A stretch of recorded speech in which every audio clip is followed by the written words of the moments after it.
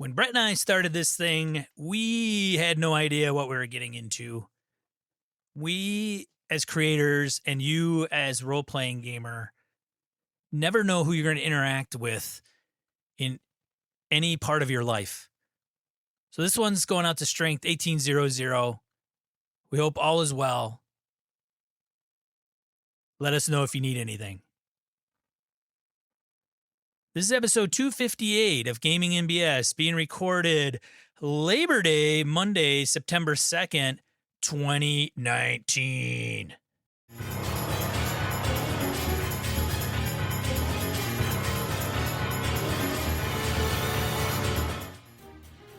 Welcome to Gaming NBS, a tabletop RPG podcast. I'm the S. I'm the B. Welcome to the show, folks. Glad you're all here. Glad to have you with us. Sean, how the hell are you, man? Oh, man. This weekend, dude, I played Tomb of Annihilation with my buddy Jeff, who has now listened to this podcast. He listened to the cheater one. I don't even know. We got done Saturday, and he was asking me a question, because that's what Jeff does when he levels up. Yeah. He's like, if I take a feat, will my hit points go up? And he's suffering right now. He's in it. Got it. And then all of a sudden he's like, hey, and I listened to your podcast. Pretty funny stuff. You know, we had a cheater once. And then he pointed out who he was referring to. And, I don't know if he was ever a cheater, but those guys always accused him of being like, I have players that accused other players at the table. Oh, yeah, I've seen that. Oh, I've seen that. Yeah. I've seen that. So Jeff had some real classic doozies. I did not hit the record button. I'm so mad at myself. I know. And even two of the other guys, my buddy Joe and Andy, were like, oh, dude, they looked at me like after the fact, like, oh. So here's what you got to do is, as much as this sucks, is you just need to lay the phone down and hit record for the entire gaming session.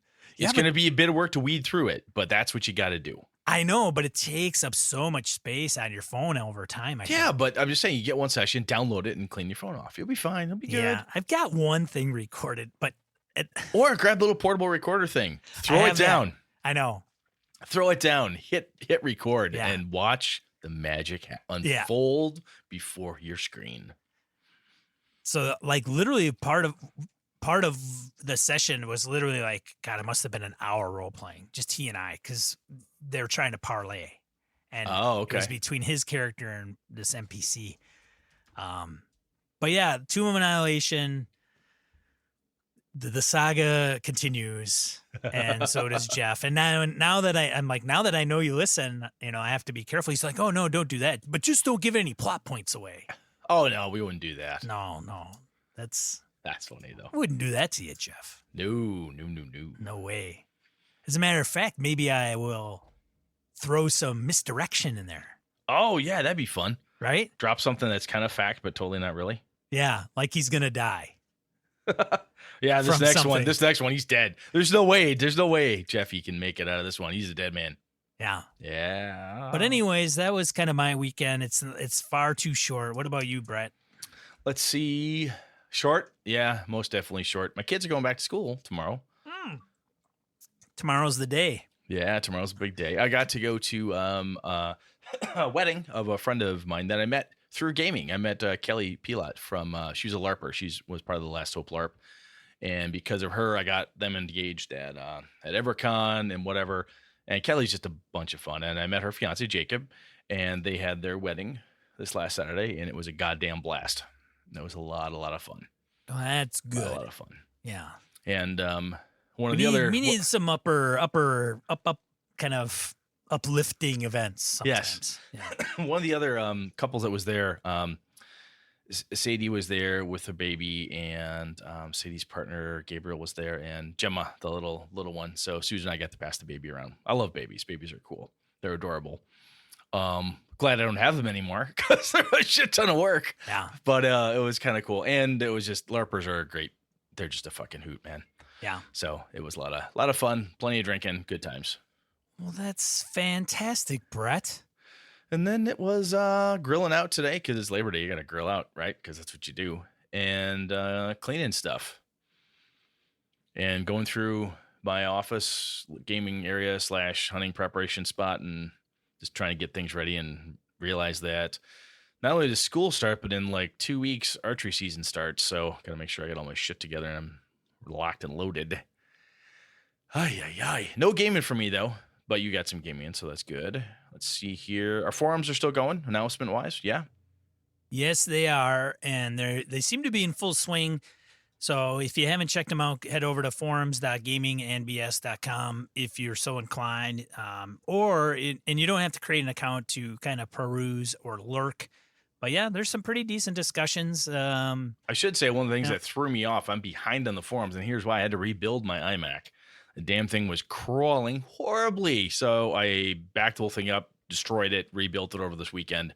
So I was without a PC for a little bit type of thing. But back on track. All good again. I'm going to get in there, see what's cooking. So I meant the reason Brett brought that up was because I said, hey, man, you kind of have to mingle about the Avalon. Yeah, which I fully intended to do. I just didn't realize I was going to have to rebuild my goddamn computer. So you'll see him come over there and... What the hell's going on? That's all wrong. Wrong. Tell everybody how they're doing everything wrong. So, yeah, no worries. Yeah, because that's how we roll here. Yeah. Anything else, man? No.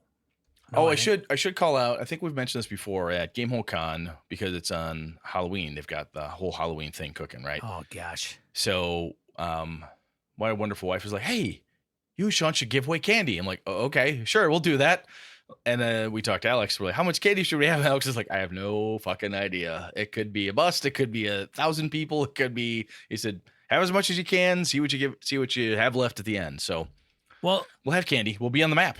For context wise, Alex lives in Middleton, which is a suburb of Madison. I don't know if they have 50,000 people or 25,000 people, but his kids go to school there, and he sent his youngest with his youngest child or two along with them flyers for Halloween at Gamehole Con to the entire school. Of course he did. And I think maybe multiple schools, because I think they got a couple grade schools. So literally it is open to the public for anybody that wants to bring their kids to trick or treat. So they literally, like when I was a kid, if you could go to one like apartment complex and knock out like 50 places without walking 5 miles, right? That's pretty cool. That's a big score. It's a huge score. That's what they're going to do at Gamehole Con is, bring your kids. It's free to the public. So if you're local or even, outside of Madison, I wouldn't expect people to drive from Illinois for trick or treat, but if you come up, I could see Chris and Sadie, Chris Steele and Sadie, bringing the little one up. I could see that because they're gamers. I could see this happening. Right. I mean, my kids are coming. I mean, granted, they're 11 and 13, but they're still coming. They're going to be there. Positive. I have to figure out what I'm going to dress up like. I thought maybe Brett. I don't know if I can pull Brett off. Yeah, get some platform shoes. You'll be Johnny all right. Bravo might be low hanging fruit. It might be low hanging fruit, but you can pull it off. Old Johnny Bravo. Johnny Bravo. Old Johnny Bravo. Yeah.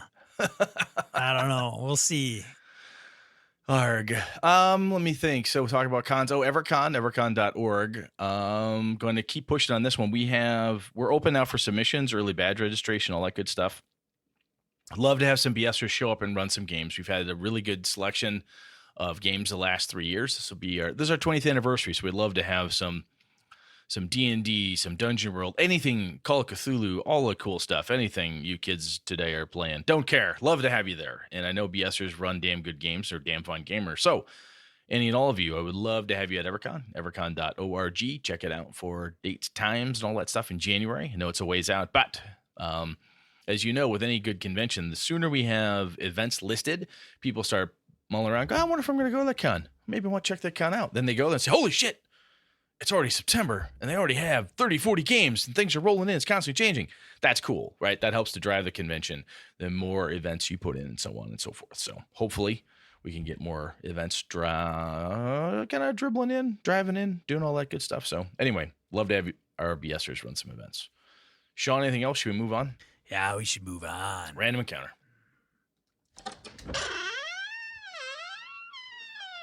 All right. You can start. I started last time. Matt from House V Comments on art and RPGs on the website. On art, I am a dissenter here. I don't care about art or aesthetics in general. I'm hyper utilitarian in real life and sometimes get mad that it's taking up valuable real estate in the book. That's funny. Aw. It's funny because I had just read through Mutant Year Zero, which looks pretty fun. I don't think I've ever actually played a real hex crawl. Oh, Matt, why does it look pretty fun? Oh, looks. Huh. Or should have said reads pretty fun. What do you mean there, Matt? It reads pretty fun, probably, Matt. All right, carry on. Okay. Poke, Matt. Love you, Matt. The day before the episode, Anne was annoyed. Oh, let me read that. I had just read through Mutant Year Zero the day before the episode and was annoyed scrolling through it because of all the art. Oops. So much for that. No, man, that's okay. It's okay. However, I am the only person I've ever met who thinks this way, so I know it's me that's wrong. Well, that's very self-aware. You can't tilt the tables on me, Matt. That's either very self-aware of you or some mean-ass reverse psychology. Yeah. Now I feel bad. Now we can both kind of feel bad. It's like, Matt's got me so going which direction. All right. Despite my preference, art is going to be a big deal for my game, but I'll need someone with an eye for aesthetics to help with sourcing. Maybe some BSers. Duh. On cheating.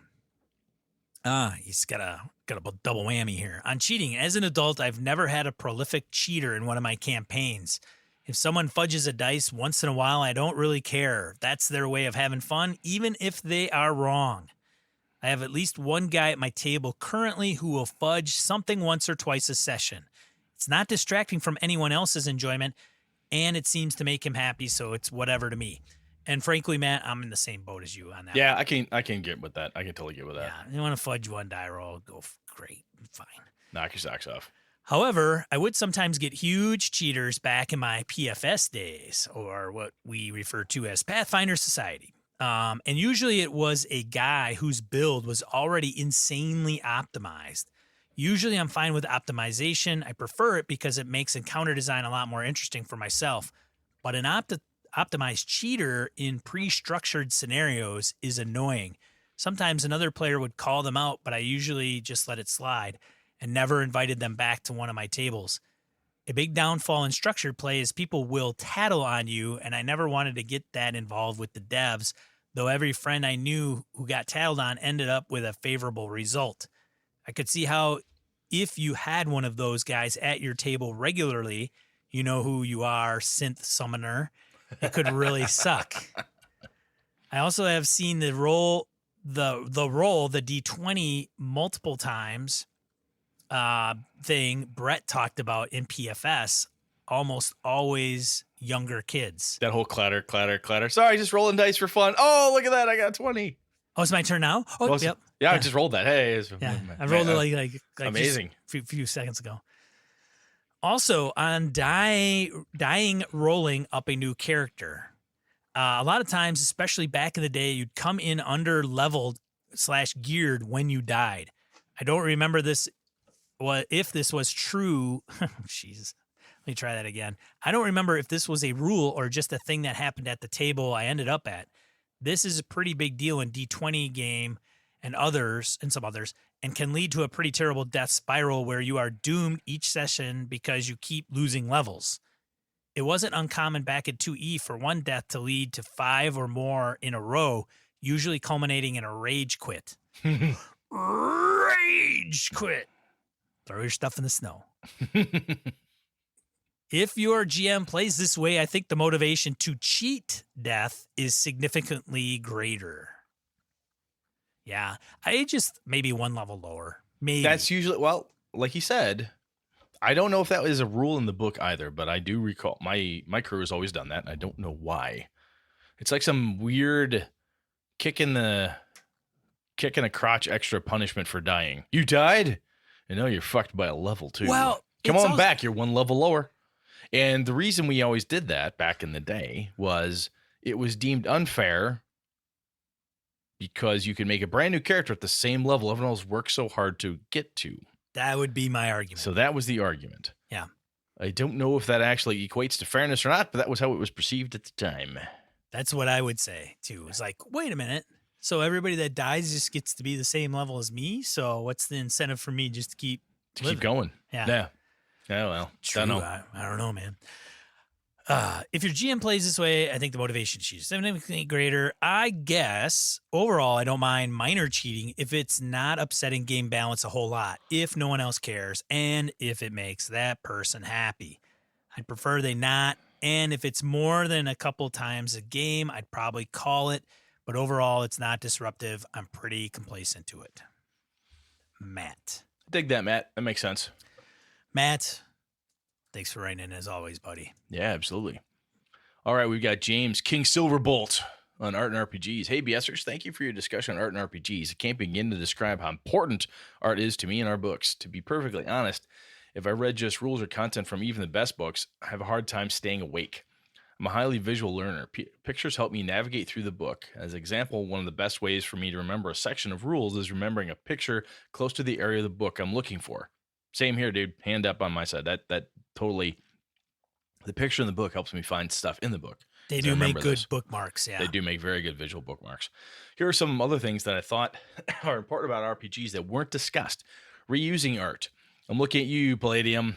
While we usually want to see art that is fairly good quality, most people feel ripped off if they buy a new book and see over 50% of the art content is reused from other books. TSR was famous for this for the longest time. I don't know if WotC still does it, but I remember seeing the same hammer, magical hammer of Karis or whatever, the same magical dwarven warhammer splattered throughout. It was the same fucking picture. Remember this. Anyway, all sorts of stuff like that. This is especially maddening when you can tell the art was originally created for something else, was placed in the book you just bought. A good way to get around this is updated work. Savage Worlds, I noticed, took some works that were black and white and hired artists to digitally enhance work with color and modernize those works. Good call. The Power of Sequential Art. Werewolf the Apocalypse 2nd Edition was the first RPG book I ever owned and loved that book. I thought at first because I had a really good, cool comic in the front and back. It also had a battle between the two main characters fighting over the span of the combat chapter. The book also used a comic format to describe how gameplay looked to help to help the player see how the game would flow and feel. This format of sequential art also explained turn system in a very reinforced way that a visual learner could understand. I do have that book. I remember that as well. The sequential art through the combat. You watch the werewolves fighting, the characters would fight through. White Wolf did that in a lot of books. A lot of the World of Darkness stuff had sequential art throughout the combat section and other places, if I'm remembering correctly. Well, I gotta imagine the art order is easier, right? It's like, hey, we want draw me a fight between these two werewolves over 5 shots, right? And this is the winner at the end, right?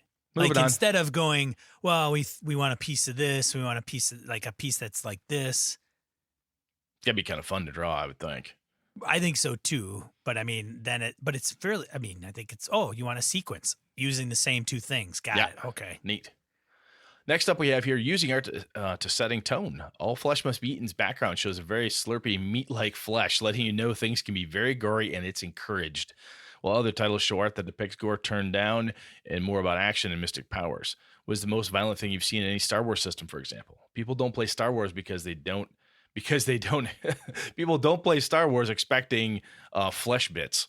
Other games mix qualities to subtly clue in players that certain areas or characters are pretty serious threats and not to take them lightly. Players can look through manuals and the player can point and say, that's what I'm interested in fighting, to help the GM set the tone, as well as helping GM get excited and say, that's what I want my players to fight.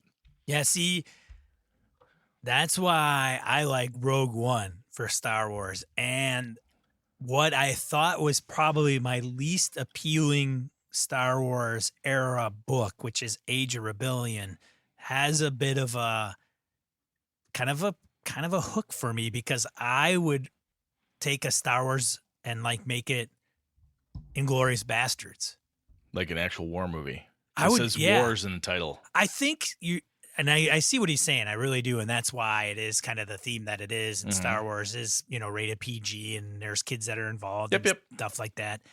But man, I run Star Wars at a con, dude. It's rated R. And especially if it's during war. War is not glamorous. And it's for violence. It's for violence in combat. You're not like Yeah. trying to NC-17 sex it up or anything. No, you're just no, like no, it's no. just like, combat and violence and arms get shot off and stuff like that. Yeah, it's not.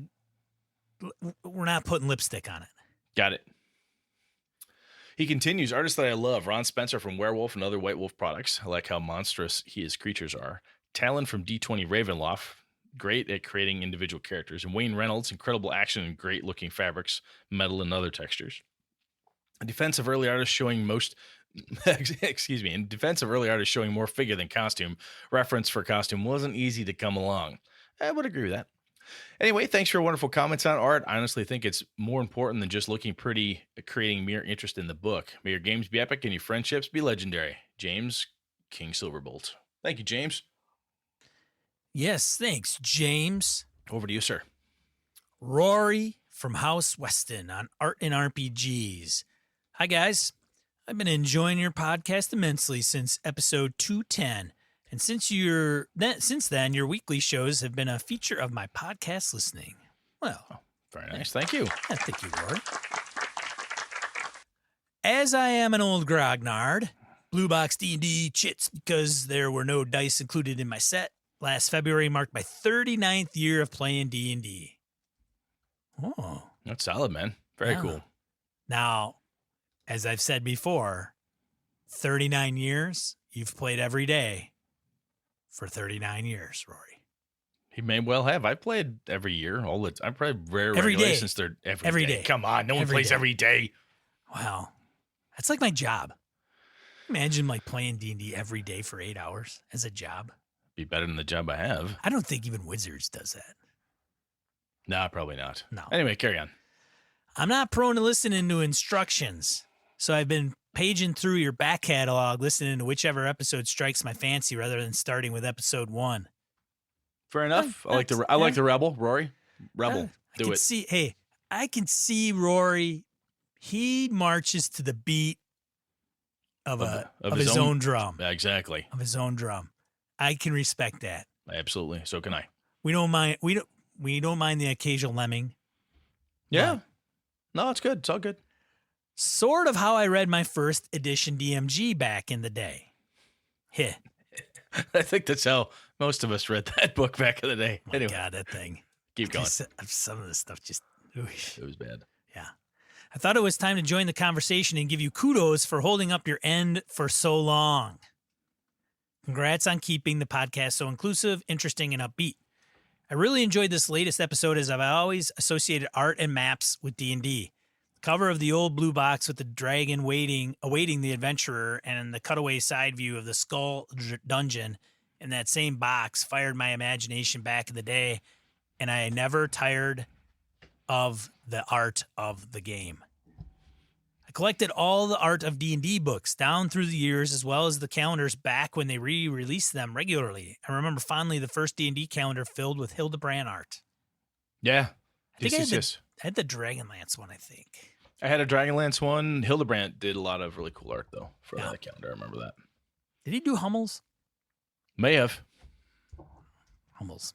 I cut that calendar apart and used the picture as wall art when I was a teenager. Oh, yeah. Once the calendar's done, you pull it apart, man, put up all the... Fuck yeah. That was the reason to hang on to that stuff. Yeah.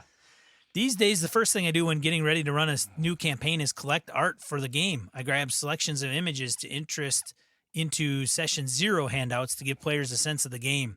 I was doing that on Google+. I had a private circle. In other words, it was a circle. I don't know how many G+ers we have on the show, but essentially you created circles, and then you could share to those circles, and you could put people in those circles, and if they were there, they could see anything that you shared. All the different groups and stuff. I did. Group, yeah, you would be able to say, hey, here's art that's evocative of X. Yeah. It's awesome. But I kept mine private, and it was only art. So when anybody ever shared something I thought was cool and evocative, I would share it to that circle so I could ever reference it later. Well, that's gone. But anyways, I thought it was interesting at the time. It was fun at the time. Yeah. Carry on. Let's see.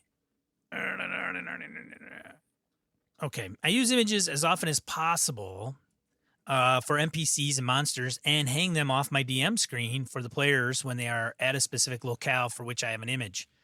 When I ran Tolus, Atolus game about a decade ago, I gathered about 100 images, some from the book and some from online that fit the setting, and put them on a rolling screensaver on my PC monitor, which I left on in the background during the game session. I'd add or remove images as the campaign went on, and the players always seemed to notice when something changed, and I think it helped us get into the setting more easily. Anyway, I'll hit up the website and link some of my favorite pieces of D&D art. Keep up the good work, Rory. Nice. Yeah. Very cool. Thanks, Rory. Thanks. I did a very similar thing when I first started running Avalon to make sure that people got it.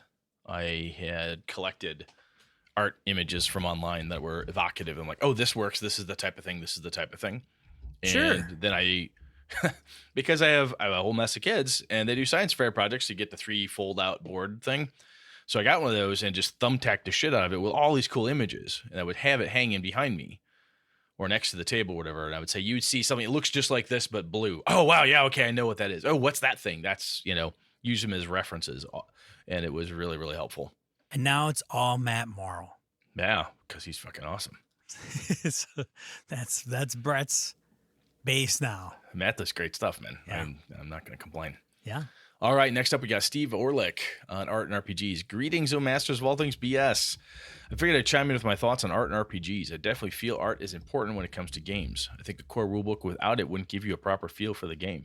You got to have some sort of visual representation of what the game is about. That being said, I don't think it has to be masterpiece level artwork. I thoroughly enjoyed the basic drawings in the early D&D books, especially the full plate-clad fighter jumping into the wizard's arms to escape a rust monster. I do remember that one. I think that was a Tom Wam.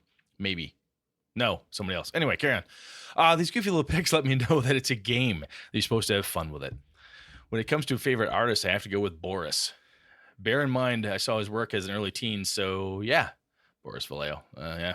I've since grown out of chain bikini wearing warriors, but as an adult, I'm still fascinated by his art. The way he does musculature is amazing, and his paintings are so vivid. Side note, Boris Vallejo and his wife, I don't know if they're still together, bodybuilders. Oh, I didn't know she was. Yeah, and Boris was too. I remember he was, yeah. Yeah, and she was too. So, they understand musculature. They totally get musculature. That's the human figure, right? That's right. However, to me, D&D is just always going to be Dave Trempier. The spirit of the game is best captured by him. Can you really beat that iconic first edition Player's Handbook cover?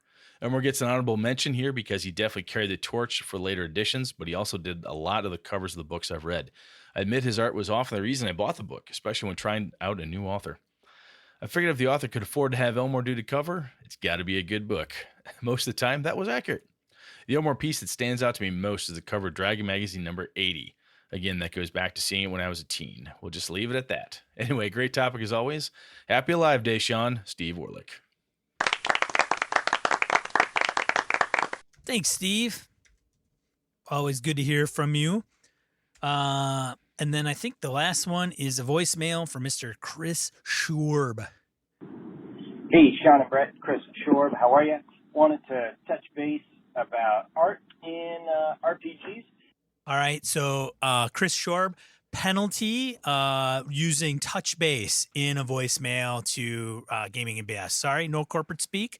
Strategize, touch base, circle back, not allowed. Just saying. Continuing. New rules of the road. No, this was not clear before. We're clarifying it now. We did not post these. We just thought this was assumed, and everybody read our handbook. But apparently, we needed to publicize that. So, just saying. All right, carry on. And there's one kind of area that I didn't hear you guys talk about too much, and that is design in RPGs. And I'm not talking about game design. I'm talking about visual design. The reason I brought that up is DM Cojo had, I don't remember if he probably emailed in about the Star Frontiers cover and how that totally grabbed him. And that made me think of the Traveler Little Black books and their iconic design and how there's no art on the cover, and yet it's art. There's a design. The design choices made are very particular aesthetic. And I remember seeing those and being like, what the heck are these? And picking them up at, I don't know if it was at a bookstore or a game store back in the late 70s. But, man, that design aspect, I don't think we can just dismiss that, and how the design can either play into or play against the rest of the art and the actual game design of a game. Anyways, as always, great podcast, and we'll talk to you guys soon. Bye. Yeah, that's a good point. Yeah, you could do a minimalist approach like that and just grab somebody. You know, when I grab my favorite version of Traveler, brain lost it, gone now. Anyway, I use the Mongoose version I have. It's a hardcover. I love that book, and it has that old school black with the white Traveler and a red line. It just, you look at that and go, whoa, this looks very. Something about that, especially the small books I used to have them and I traded them off. I think Hobbsy has them now. Anyway, point is when you look at it, it has a manual feel. It feels like a sci-fi thing. There's something about it that says this is a instructional book from the future. I don't know why, but there's something about its minimalist design that grabbed me. It's like a technical manual. Technical manual, thank you, especially with that title. And I do want to say, so I'm going to jump back for a second. So Steve Orlick, you mentioned Elmore on Dragon Magazine 80. I used to have that Dragon Magazine. I'm like, that seems weird. So I looked up. It's actually, that's Clyde Caldwell on the cover. That's Clyde Caldwell on 80. So I don't think you meant 80. Probably a different one. But that is Clyde Caldwell's art on the cover of 80. I think Chris Sharp, thank you, man. I think Steve might have, if I'm not mistaken, there were, because some of these folks had actually posted links to the art or in the, this one came email, I think, with Steve. Mm-hmm. And so some of them had posted on our site, like, this is the art I'm talking about. And they actually put a picture. And I can't remember if you did that, Steve, so I apologize. But anyways, all right. Yeah, good stuff. Thanks, everybody, for writing in, calling in. Appreciate it, for sure. Yeah, very good stuff. Thank you. Let's get to the main topic, Let's Brett. do it.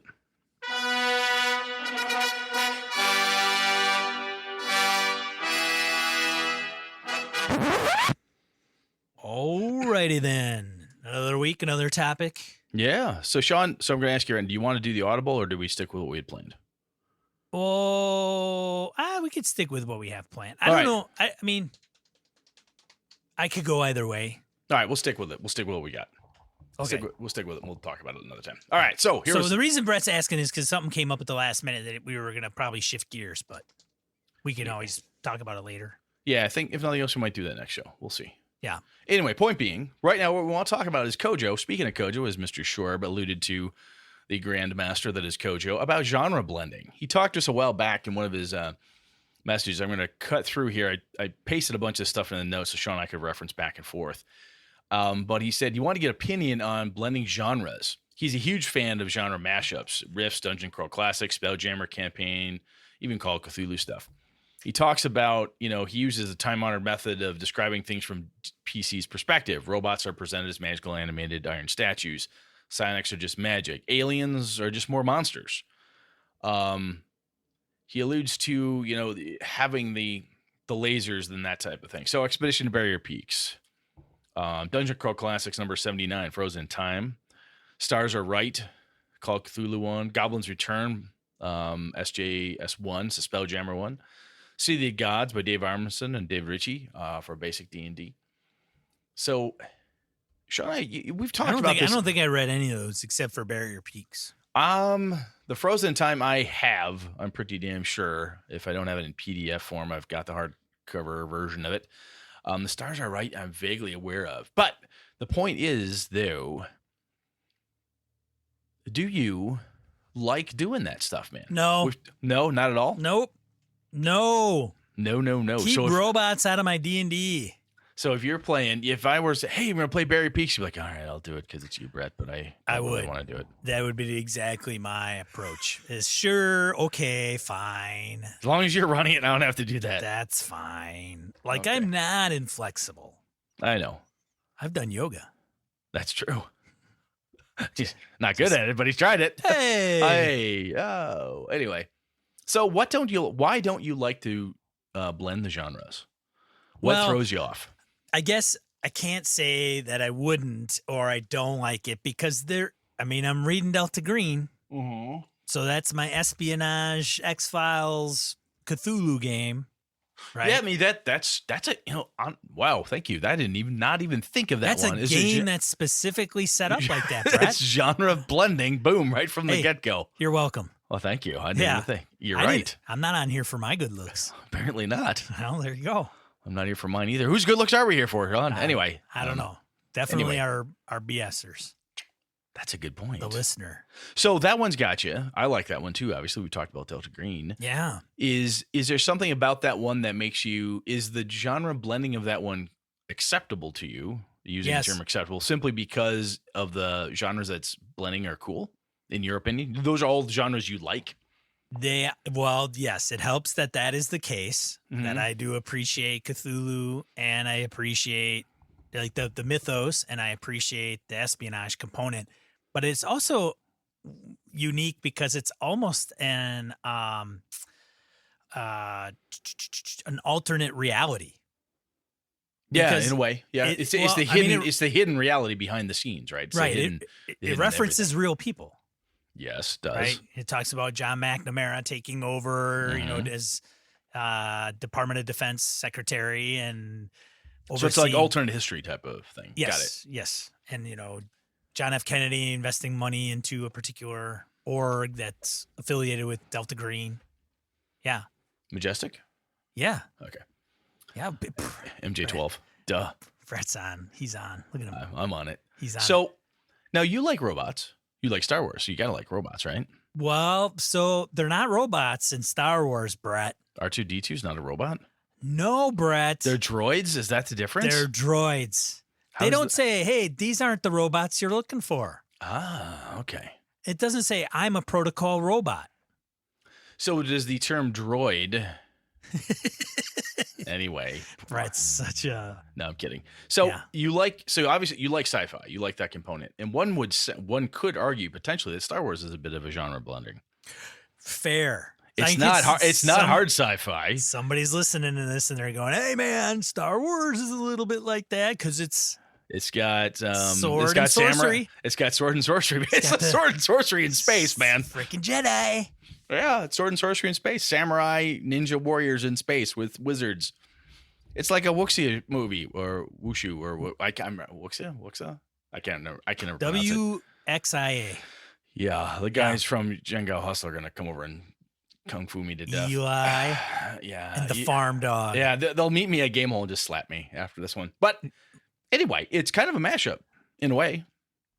It is, yes. So in those instances, okay, like Brett is going to get me to say, I love No, genre what I bending. think you're getting, I think what I'm hearing you say though, when I think about those pieces, they're so tightly woven Yeah. that there's a logic and a reason for them, even if the force is either midichlorians, which we don't want to talk about, Hey. or a magical space Jesus or whatever it happens to be.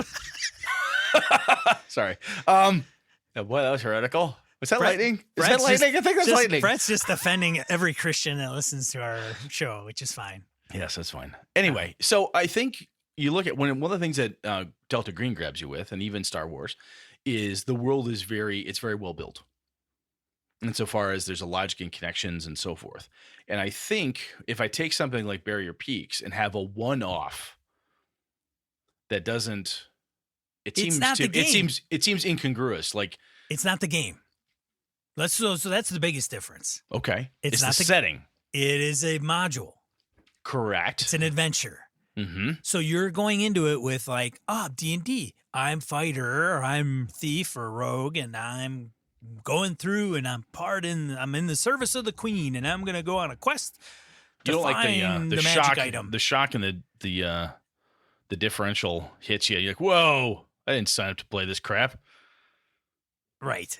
Okay. Imagine doing D&D with a dungeon master who just saw Terminator 2, Okay. right? Oh. Yeah, there's like the silvery body and it's like coming at you and then you're on this like spaceship and well, they don't say spaceship. A good dungeon master won't. They'll describe it. We'll never say gun. Yes. Yeah. So the other component now is that if you use Barrier Peaks or any of these as a gateway to an aspect of the world you weren't aware of, right? So I think I'm hearing you say if it makes sense in the setting, if you went D&D world, wham, Barrier Peaks, and from Barrier Peaks you went, oh, there's more. It doesn't just stop here. John Carter of Mars. Yeah, it keeps rolling. Maybe. Right. Yeah. I'm So saying you're starting to get close. Like you're not jumping that far. yeah, It's like okay. if there's a great not degrading. That's not the word I'm looking for. Well, like Astonishing Swordsman Sorcerers of Hyperborea has ray guns. It does. What? It does. It has some high tech stuff in it. Oh, Jeff, you're a good guy, man. I know your game rocks, but Damn it, Delanian. I can't do laser guns in my D&D Now, however, I He's not think D&D. if I told you ahead of time, like, hey, we're gonna play Astonishing Swordsman Sorcerers. I can get my mind right. Get your mind right. Say, hey, this is in here, and here's why. Because the land of Hyperborea, where it sits, it's like this nexus place of all things that used to be outside of it. It's set outside time and space, blah, blah, blah. If I lay this out for you, be like, okay, cool, I get it. Yes. Sometime in the prehistory or something else, somebody crossed a portal because portals happen. Yeah, okay, fine. There's a goddamn spaceship over there. I get it. It's Because this setting, what I'm hearing you say, though, what's the Terry Good? What's the shit? Miss of shit. oh, you're balls. talking about the novels, myth? the post-apocalyptic Oh, Earth. Terry Brooks. Yes, Oh yeah, the Shannara books. Shannara books. Yes, post-apocalyptic Earth. Yes, Yeah, and a buddy of mine loved those books growing up. And I think I read sort of. I read Sword, Elfstone, and Wish Song, and then But I don't know if that ever hit me. I don't know if I just didn't remember it correctly, or if it was heavily described in the first book. Which Well, then I'm a knucklehead, I and I tried to don't reread it a while ago during hunting season. It was a slog. I couldn't get through it. Oh, really? Yeah. Wow. My tastes have changed, I'm assuming. Anyway, I think if the setting though has it explained, connected appropriately, and you were warned, hey, there's going to be some weird shit. The setting has some stuff in it we're going to uncover. It could be kind of wacky. If I prepped you, you'd be okay. But if you were just playing D&D, playing Star Wars, and suddenly, wham, I hit you with a totally incongruous glob of stuff that never happened again. Had no connection to anything. It was this weird one-off adventure, just not for you. Yeah, it would be like somebody in Star Wars showing up in a suit and tie to investigate a murder. What? Like they're literally wearing a suit and tie, like modern day suit, like. See, like in Mulder and Scully. in Star Trek, you can get away with that because you could be in the holodeck, right? You could be a place doing a historical thing, Don't get me whatever. started on the holodeck. But I'm just saying, but that world is set such that you could do a thing. You could do that in the world because the setting allows it. You could buy it. You could be like, I don't like the holodeck adventures, but it's a holodeck. It is part of Star Trek. Therefore, it works. Okay, but what will drive me crazy with that specific example is when somebody would say something like the holodeck goes awry, and what that setting, whatever happens in the holodeck, Yeah, gets outside the holodeck, and now it's like part of the Star Trek episode. And I'd be like, yes, bad writing. Yes, they've done that. I realize, but those were not my favorite episodes, ladies and gents. But I guess you like it to have a level of. I got to get my brain in the right place, and if it's sprung on me, it screws up my brain. Now I'm saying this like I'm picking on you, but I gotta say I'm absolutely with you, dude. And here's why. No, I'm good. I'm good with this. Otherwise, this show would be pretty damn boring. Because honestly, if I'm playing it, if I'm like, if someone said, hey, we're going to do Barrier Peaks. Okay, I know what it is. Yes. I've never played it. I've read it. Okay, cool, I'll play. I will play. My character stupid, doesn't get it, and I will do my damnedest to suspend my disbelief as high on the peg as I can. Now, if it was that type of thing were introduced, my expectation as a player and even as a game master is that, okay, this has now been introduced. We are going to continue the genre blending from here on out. I would also prefer it to be dribbled in initially. Oh, I met a bizarre, seemingly sentient iron statue. We defeated that thing. It had cogs and gears and these weird copper strands that ran through its system, and lightning shot from its eyes, and it sparked and flared, and it was weird. And then you run into the next thing and the next thing, a slow burn almost, or a series of clues leading to the fact that there is more to this setting than initially met the eye. I'm in. I can get in on that. But if it was a one-off, like, hey, by the way, up in the Barrier Peaks, there's this one-off weird fucking thing. And if you happen to go to the Barrier Peaks, you'll encounter this. Otherwise, you'll never know it. There's no bearing on the rest of the planet, which I could totally also see where some people would absolutely groove on that. Like, hey, I've gone to the one weird thing. Like you take John Carpenter's Thing. I'm in the Arctic. The one weird thing happens to be the thing out here in the middle of fucking nowhere. If I hadn't been here, I wouldn't have encountered this thing. You know? Because there's nothing in that movie or that environment that says, oh, there's tons of these critters scattered throughout the planet. Anyway, totally. That's kind of a weird stretch there, probably. But anyway, I think I'm with you, dude, where I want my setting to have a level of consistency or a build to it so that if I have this adventure, there's more to it. Does that make sense? Yes. And 14-year-old Sean and the Barrier Peaks, the way it was run by the dungeon master, I mean, literally, I don't think we knew what was going on. Like, he would describe something in the module to the extent of like, wait a minute, is he describing a motorcycle? Like a light, like a bike you get on and ride? Because he would say like, okay, there's a lever and there's this and that. So you're almost getting to a point where it's so obscure and your brain is in a completely different place where you don't actually know what he's talking about. Yeah, as if your character in medieval times came across the freaking Harley Davidson. Yeah, and it's interesting because there are some schools of thought. I mean, Cojo talks about it like, hey, you know, psionics are just another form of magical effects. An alien, a gray alien, is just a weird, underdark monster you've never met before or whatever. Fair. Conceivably. However, sometimes we will describe something. I'm guilty of, I don't know if guilty is the right word, but I'll use this tool as a game master. Like, okay, so think about a 57 Chevy. Got that in your head? Yeah. So think about that, but with wings. Oh, okay, that's what this looks like. Yeah, it looks like that. Oh, okay, I kind of get that. Or think about a horse. Now put wings on it. That's a Pegasus. Oh, okay. A Pegasus with wings big enough to fly. It doesn't make sense. But okay, yeah, sure. If I can buy that. Right. And if you try so hard to keep the shock of the fact that it's a motorcycle or it's a laser gun or it's a spaceship or a robot or something, if you try hard, we can sometimes fumble our way through really shitty descriptive language that creates this. The players don't know what the fuck is going on. They feel like they're not part of the real adventure. They're getting shitty data. They don't understand what it is. And when someone goes, so you're saying it's like a gun? No. You don't know what it is. You don't know what it is. It's not a gun. You wouldn't call it a gun because your character doesn't know. Oh, for God's sake. Right. And I do know some players like, look, tell me it's a gun. I will play my character that I don't know what it is. Trust me, I'll do that. Yeah. Right. So sometimes the far-fetched descriptions for some players and some game masters are almost too much to bear. Yeah, I could see that. Because that's what you're telling me is like, look, these weird descriptions, stretching it so that you don't understand that you're standing inside of an airplane becomes too much. You're like, okay, so what? It's a dungeon corridor, but not.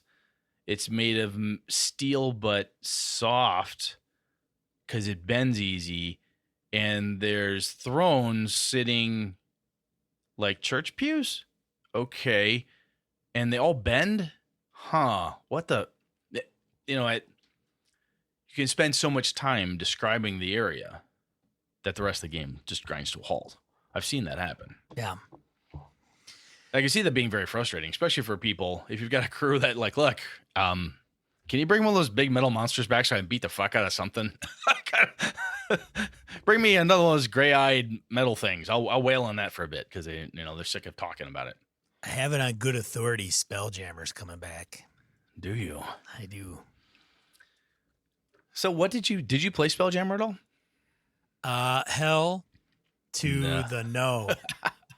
I gotta admit, hell no. When Spelljammer first came out and there were sentient hippos, I went, I don't know if I can do this. Yeah, I never got into Spelljammer. No. However, it's a way to explain the fact that you get to hop in between worlds. Ugh. Just use gates. Use planar travel. That's boring though. I never played Spelljammer either. It always struck me as something, interesting. Don't know if that's for me. You know, I'm that meme that's sitting behind that desk with a sign in front of it that says, I hate Spelljammer. Change my mind. I hate Spelljammer. Change my mind. Spelljammer's dumb and wrong. Change my mind. I don't know. Somebody's going to come up. I'll tell you what, if you're like, Sean, man, hey, Sean, let's talk about this. And you want to come to like, if I'm at a convention, you're like, dude, I'm going to run you some Spelljammer and you're going to love it. I will say, okay. And I will say afterwards, it's, I don't know. Fine. I will give it. Give it a try. Hey, it's like that kooky food that people don't want to eat. I will try it, and then I will tell you it sucks. So let me throw this one at you because you and I have both played this Shadowrun.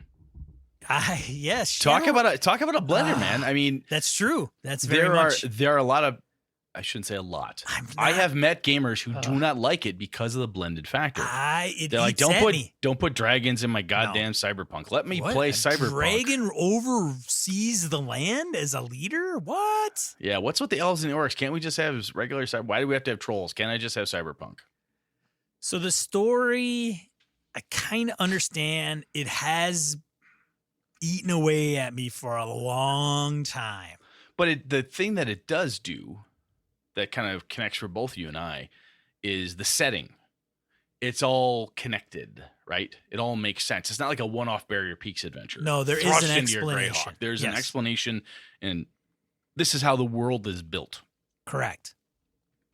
But don't get me wrong. I am not wholly like my buddy Jimmy is Shadowrun all in. He runs games all the, that's what he runs at every con, and he's on the Catalyst. He's on the Catalyst demo team.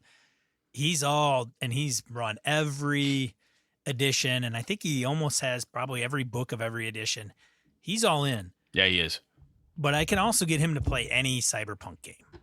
Yes. He loves Cyberpunk. He's always loved Shadowrun because of for whatever reason. It's just probably his preference. But that has eaten at me for a while. Like, God, if I could just set these aside. Like, I almost go into it with a sense of denial. Like, this doesn't really exist. It's just kind of, it's there, but I'm not going to acknowledge it. Like, I'll play a human, Decker, a human face or whatever. And, okay, Doc plays a troll. He's just a big guy. Like, he's just a big guy, like real big. Like, that's okay. You're going to pretend. You're just going to pretend. I'm going to pretend. Oh, and that other person, he's really short. He's just a real short guy. He's the dwarf. No, he's just real short. Just real short. Yeah. That's fine. Like, as long as I don't run into a frickin' dragon, which is pretty unlikely, actually. It's very unlikely. Yeah. But I like the Cyberpunk space, and Shadowrun falls into that. But I have trained my brain to shut that off. Interesting. That fantasy piece. Yeah. It's got a huge following, obviously, because it keeps coming back. Oh, God. I don't know. It just, 6th edition is on the verge of coming out. And I don't know. 5th edition. The thing that throws me off of Shadowrun, honestly, just the total aside, is the rule system. Well, I've never been overly fond of it. I would almost rather turn it in. I would almost rather play in GURPS or something. I don't know why. It just kind of, and that's another. I mean, so speaking of, I'll jump over to there. We should probably start wrapping the sucker up. But you talk about genre blending. Your riffs and your GURPS. Oh, jeez. I've never played riffs. Jimmy loves riffs too. He's a freaking huge riffs guy. Like, yeah, we gotta have a talk with Jimmy. You could blend everything in riffs all together, all the Palladium stuff. Stack it up. GURPS. All the same system, man. You could be a time traveler hopping. I mean, GURPS has this generic universal role-playing system. The hero system from the old champion stuff, I mean, that was, again, generic. Those allow you to do some of this shit, man. Savage Worlds. You can blend the crap out of that sucker. It's all there. Yes. And honestly, I would say that most superhero games are genre blenders. If you look at the Marvel universe... Outside the cinematic universe, you look at the Marvel universe, you have street level superheroes or anti-heroes even, like Daredevil. You've got Daredevil. You've got Punisher, Electra, Nick Assassin, Cage. Punisher, Nick Yeah. Cage, blah, blah, blah. Elektra. And then you have Spider-Man, Iron Man, Fantastic Four, people fighting goddamn Galactus versus people dealing with the Kingpin. And the tech levels are crazy all over the place. You literally have, horrible, evil ninja clans running around assassinating the fuck out of people, and Tony Stark's too busy because he's got to deal with the Mandarin or whatever. I mean, there's a lot of blending and smashing. DC Universe has Justice League Dark. They have John Constantine, the Trenchcoat Brigade. They've got Swamp Thing and all the dark occult stuff. Shazam, Captain Marvel himself pulls stuff. I shouldn't call him Shazam. It's Captain Marvel's his proper name, but that's all magic. It's all smashed and crushed it together. So superheroes are a really good genre blender as well. Thor, for God's sakes, gods, God's sakes, as guardians and so on. It's all genre smashed. I wasn't a big comic book guy, right? I know you weren't. I have a set. I mean, I have. I don't know crap about Star Wars. This was my chance to throw names and terms at you. No, that's fine. I get it. I totally get it. I've got some. I mean, I'm not ignorant to comics, but I have a few select ones, but none compared to like the Barneses. I think they do a podcast on comics and stuff. Oh yeah. Eileen and Brandon, they know their comics. Yeah. They outdo me easily. Yeah. I don't have a weekly pull. See? I know what a pull is. All right. Well, we've been going on for a while, man. So I think what we should do is shut the hell up and ask our listeners, hey, listeners, what do you guys think about these genre blenders? What is your favorite, your least favorite? You don't even have to take adventures like Barrier Peaks. Do you have a setting, a game system, or what do you love or what do you hate? Let us know. Hit us up with that good stuff, and we'll talk about it. Now, we have asked, like, have you pulled that on your players? Yep. Like, have you changed it? Like, oh, you're playing D&D, and then the switcheroo type of thing. Yeah. So if it's led to something like that, or you've incorporated that a little bit too, that would be something we'd be interested in as well. But yeah. All right. Cool. Let's get into the die roll. Let's do it. All right. Shaka.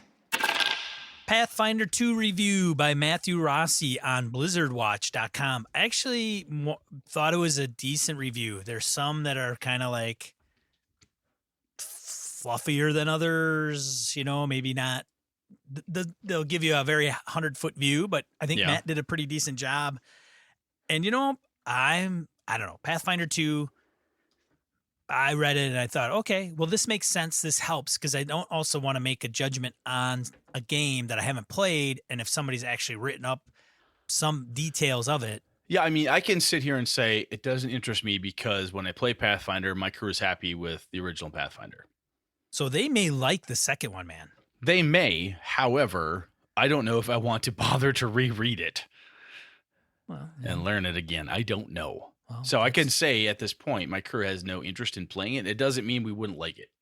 So everybody that's part of Brett's crew, thanks. Go buy this. Go buy it and make him run it. And then make him run it. I mean, you're like 6 to 8 people. Like, what's he gonna do? Yeah, what's he gonna do? Show up and put up a fuss and not buy it, not run it. Fuck.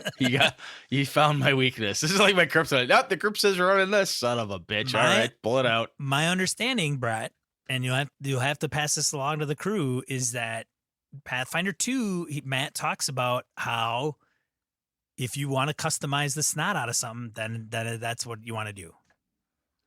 All right. Which is something we've talked about. La. Next one. Next. Build a Kingdom in D&D, Balduran's Guide to Kingdom Building. Link to our affiliate on Drive-Thru RPG. It's 167 pages by Adam Hancock. Mighty armies, powerful cities, towering walls and swinging trebuchets, holy sites and vast libraries, rich trade and hidden intrigue, occult lore and loyal subjects. These wonders and more await you in this guide. So at long last, kingdom building rules written in with the mechanics and in the spirit of 5th edition, streamlined, story-driven, party-centered. So this is a little bit different than Matt Colville's. It's got a couple of aspects that may be a little bit different than his Castles and Strongholds book. But, if that interests you, you may want to check out this little gem. And the last one, ahead of Cyberpunk 2077, we played Cyberpunk Red. And it escalated quickly. An article on Tech Radar, and they admit, so Tech Radar, I think, typically does video games. And they admit, we write the snot out of video games, but we took it upon ourselves to play the tabletop Cyberpunk Red RPG, which you can get on DriveThru RPG, which is kind of like Dragon Age, right? Dragon Age was a video game. Yep. Now it's down by Green Ronin, and you could buy that. But so it's kind of like the same, similar kind of relationship. So Vic Hood and Henry St. Leger talk about their foray into the new tabletop RPG Cyberpunk Red. See, that sounds interesting. Yeah. Cool. So there you go. That's what we have for you this week. No reviews that we are been made aware of. No. Brett, what are you talking about next week? Next week, I was thinking about checking in on your Call of Cthulhu game, man. Well, it's going to get interesting. I think I have to double check my calendar. I think I play Tuesday, or did I play this past Tuesday? Yeah, if I'm remembering, you should have had another session between now and the next time. So maybe it's tomorrow. I better probably check. So we're going to, you should check. I should probably check. You should show up at the game you play. I'm prepared. I know you are. Yeah. It's amazing how far ahead you can read and how slow it takes to get there. That's something I'd like to talk about with Call of Cthulhu, is because you've played a lot of adventures, pre-published stuff, and I'm curious as to your burn. Like, how is it going? How so far ahead of the party are you potentially? One of the things I want to chat about. I gotta wrap up this segment, or this part of that campaign, hopefully in the next session, so we can get, because it's really the prelude, actually. I think I mentioned it to them, even though I shouldn't have. All right, well, great. Brett's really putting the heat on me for the next episode. Okay, well, if that's all, you got anything else, Brett? No, I'm good, man. All right, good night and good gaming. I'm Sean. I'm Brett. Good night and good gaming all. This episode of Gaming and BS brought to you with the help from the following BSers: Graham Minor, Corey Wynn, Hawk Sparrow, Larry Hout, Mark Tasaka, Pure Mongrel, Chris Steele, Ron Bishop, Thomas Hook, Wayne Humfleet, Craig, Laramie Wall, Dan LaValle, Jason Hobbs, Guy, Roger Braslett, John Hammersley, Old School DM, Perry Basor, Michael Dinos, Jim Fitzpatrick, Christopher Gray, Bruce Cunnington, John Kayward, Corey Gonzalez, Eileen Barnes, Robert Nemeth, Niall Diamond, Angus, Howard Bishop, Stefan Dragonspawn, Mark Anthony Benedetti, Eric Salzwedel, Trevor Davis, The Closet Gamer, Jeff Goat, Aaron Coleman, Ray Otis, C.W. Mellencamp, Craig Huber, Rich Wishon, Old Scoozer Roleplaying, Jared Rasher, Andy Hall, David Balog, Chad Glayman, Finolf, Mirko Froelich, Lord Tentacle, Joe Swick, Curtis Takahashi, Josh Wallace, Kevin Lovecraft, Andy Olson, Tony Sugarloaf Baker, Jeff Seifert, and Aaron Ralia. For ways to support the show, head over to gamingnbs.com/support-us. Thanks, BSers. This has been a Litterbox Studio production.